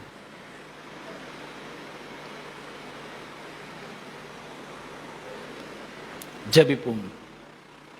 எங்கள் அன்பின் பிதாவே, உடைய குமாரனாகிய இயேசு கிறிஸ்துவின் நாமத்திலே உம்மண்டை நாங்கள் வருகிறோம். இந்த அற்புதமான மன மகிழ்ச்சி நாளுக்காக உமக்கு நன்றி செலுத்துகிறோம். கர்த்தாவே, இந்த புத்தாண்டின் முதல் நாளிலே உம்முடைய பிரசன்னத்திலே உம்முடைய வல்லமை பெற்றுக்கொண்டு நாங்கள் நிற்கிறோம். ஆண்டவரே, இந்த அருமையான நாளுக்காக உமக்கு நன்றி செலுத்துகிறோம். கர்த்தாவே, நீர் எங்களோடு கூட உடன்படிக்கை பண்ணியிருக்கிறீர் என்று நாங்கள் வேதத்திலிருந்து பார்த்தோம். ஆண்டவரே, மலைகள் விலகினாலும் பர்வதங்கள் நிலை பெயர்ந்தாலும் என் கிருபை உன்னை விட்டு விலகாமலும் என் சமாதானத்தின் உடன்படிக்கை உன்னை விட்டு நிலை பெயராமலும் இருக்கும் என்று உன்மேல் மனதுருகுகிற கர்த்தர் சொல்லுகிறார் என்ற வார்த்தைக்காக உமக்கு நன்றி செலுத்துகிறோம். ஆண்டவரே, உடன்படிக்கையிலே ஆண்டவரே உம்முடைய இரத்தத்தின் மூலம் நீர் எங்களை மீட்டெடுத்து கொண்டதற்காக உமக்கு நன்றி செலுத்துகிறோம். உம்முடைய நீதியின் வஸ்திரத்தை எங்களுக்கு நீர் தந்திருக்கிறதுக்காக உமக்கு நன்றி செலுத்துகிறோம். ஆண்டவரே, உம்முடைய சர்வாயுத வர்க்கத்தை நீர் எங்களுக்கு தந்திருக்கிறதுக்காக இந்த உடன்படிக்கையின் மூலமாக உமக்கு நன்றி செலுத்துகிறோம். கர்த்தாவே, நாங்கள் உடன்படிக்கையின் மக்களாக இருப்பதனாலே நாங்கள் பயப்படவே போகிறதில்லை. ஆண்டவரே, நாங்கள் திருப்தியாக நாங்கள் சாப்பிடுவோம். எங்களுடைய சொத்துக்கெல்லாம் எங்களுக்கு திரும்ப கிடைக்கும்.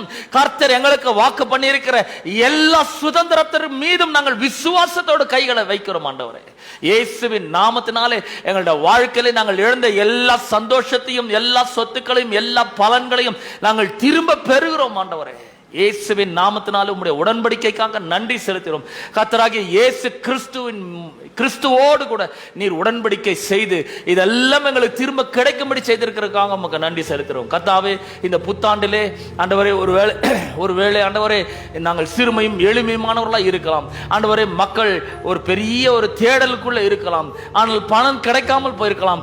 ஆனால் ஆண்டவரே, நீர் எங்களுக்காக வாசல்களை திறக்கிறவராக இருக்கிறீர், ஆறுகளை திறக்கிறவராக இருக்கிறீர், எங்களுக்காக நீரூற்றுகளை திறக்கிற தேவனா இருக்கிறீர், தண்ணீர் தடாகங்களை திறக்கிற தேவனா இருக்கிறீர், எங்களுக்காக நீர்க்கேணிகளை திறக்கிறவராய் இருக்கிறீர். ஆண்டவரே, வாழ்க்கை எங்களை பலமாக அடித்து வீழ்த்தி இருக்கலாம். நாங்கள் வாழ்க்கையின் அடுத்த வாழ்க்கையை பார்த்து be fruitful என்று நான் சொல்லுகிறேன். இயேசுவின் நாமத்தினாலே கனி கொடுங்கள் என்று நான் சொல்லுகிறேன். பலுகி பெருகுங்கள் என்று நான் சொல்லுகிறேன். எல்லாவற்றையும் கீழ்ப்படுத்துங்கள் என்று சொல்லுகிறேன். எல்லாவற்றையும் ஆண்டு கொள்ளுங்கள் என்று கட்டளையிடுகிறேன். ஆண்டவரே, மக்கள் ஆண்டவரே எல்லாவற்றையும் உடைய உதவியை கொண்டு கீழ்ப்படுத்தி ஆண்டு கொள்ளட்டும் என்று ஜெபிக்கிறேன். பலுகட்டும் பெருகட்டும்.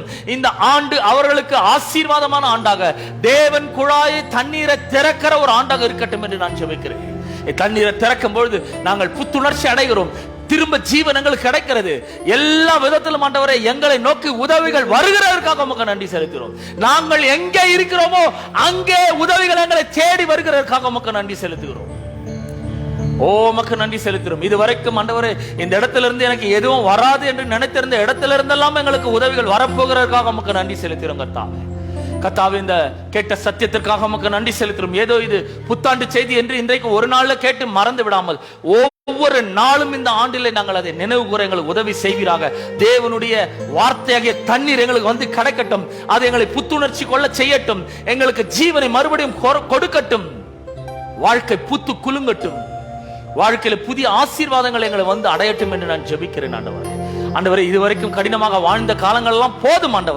ஆண்டவரே, வருத்தப்பட்டு பாரம் சுமக்கிறவர்கள் நீங்கள் எல்லாரும் என்னிடத்தில் வாருங்கள் என்று சொல்லியிருக்கிறீர்கள். நாங்கள் உம்மிடத்தில் வருகிறோம். இயேசுவின் நாமத்தினாலே உம்முடைய உதவிகளுக்காக இப்பொழுதே நன்றி செலுத்துகிறோம். கர்த்தாவே, வாழ்க்கை ஆசீர்வதிக்கப்பட்ட வாழ்க்கையாக, ஆண்டவரே எங்களோட வாழ்க்கை கனி கொடுக்கிற வாழ்க்கையாக, பலுகி பெறுகிற வாழ்க்கையாக, நிரம்பி வழிகிற வாழ்க்கையாக இருக்கட்டும் என்று நாங்கள் ஜெபிக்கிறோம். தொடர்ந்து மக்களை ஆசீர்வதியும். துதி கனம் மகிமை எல்லாவற்றும் ஒருவருக்கே நாங்கள் செலுத்துகிறோம்.